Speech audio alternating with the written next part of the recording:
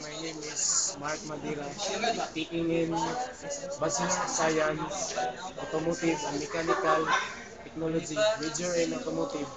This is the history of AFI system. Up through 1960s, the carburetor used in most standard delivery system.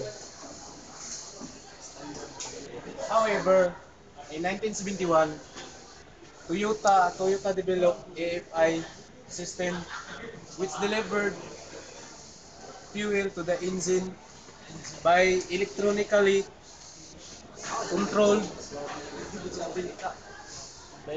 controlled injection into the intake process rather than by carburetor. If I can be divided into two types depending on differences. In the method used determine about for injection. One type is the analog type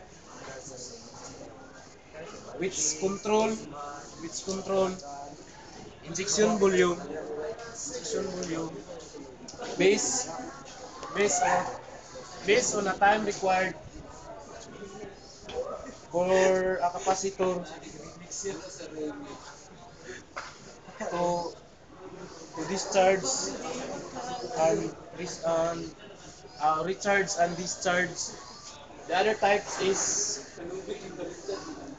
microcomputer controlled type in which computer use the data stored in memory and